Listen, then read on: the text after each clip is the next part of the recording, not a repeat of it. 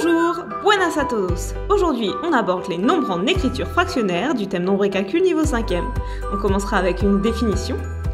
Deuxièmement, on va voir une propriété très importante sur les fractions égales. Et enfin, on terminera avec un petit exercice de comparaison de fractions. Are you ready? Let's do this. Lorsque l'on effectue une division, on parle du quotient d'un nombre par un autre nombre. On peut l'écrire sous forme fractionnaire, A sur B. Voyons un peu de vocabulaire. Le nombre du dessus est appelé numérateur et le nombre du dessous est appelé dénominateur.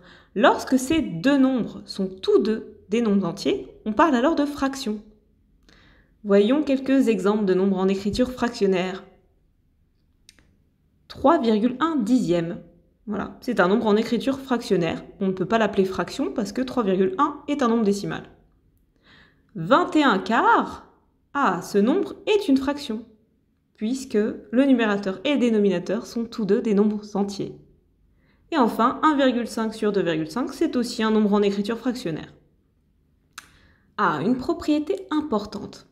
Lorsqu'on a un quotient, si l'on multiplie le numérateur et le dénominateur par un même nombre, ou si on divise le numérateur et le dénominateur par un même nombre, on ne change pas sa valeur.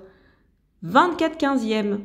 Si je divise par 3 en haut et en bas, j'obtiens 8 cinquièmes. Et 8 cinquièmes, c'est une fraction équivalente à 24 quinzièmes. De même, 45 sur 36, on peut simplifier par 9. Et on obtient 5 quarts, qui est une version simplifiée de 45 36e. Si deux fractions sont égales, cela veut dire que leurs produits en croix sont égaux. Par exemple, est-ce que 34 51e est égal à 2 tiers? Eh bien, vérifions en calculant les produits en croix. 34 x 3, ça fait 102. Et 51 x 2, ça fait 102.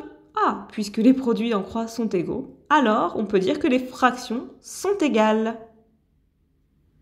On termine avec un petit exercice. Quel est le plus grand des deux nombres? Alors, commençons par le petit a avec une méthode. On va comparer avec 1, une unité. Donc 5 septièmes, c'est plus petit que 7 septièmes. Donc 5 septièmes, c'est plus petit que 1, une unité. Tandis que 4 tiers, c'est plus grand que 3 tiers. Donc c'est plus grand qu'une unité. Donc, si l'on compare 5 septièmes et 4 tiers, le plus grand des deux, c'est 4 tiers, puisqu'il est plus grand que 1. On va utiliser une autre méthode, réduire au même dénominateur pour les deux suivants. Prenons 23 quinzièmes.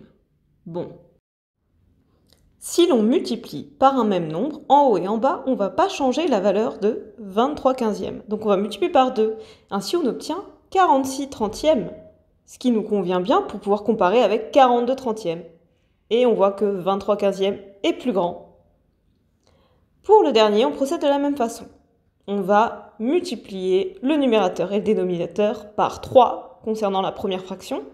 Et on va multiplier le numérateur et le dénominateur par 20 concernant la deuxième fraction, afin d'obtenir deux fractions qui ont le même dénominateur. Et on voit bien que 960e, c'est plus grand que 860e. Conclusion, 320e est plus grand que 40 tiers. Et voilà, c'est tout pour moi. Et Minute Papillon, n'oublie pas de liker la vidéo, de la partager à tous tes amis. Et si tu as besoin d'une aide personnalisée, rendez-vous sur le site allinformat.fr afin de réserver ton cours particulier de mathématiques. À bientôt!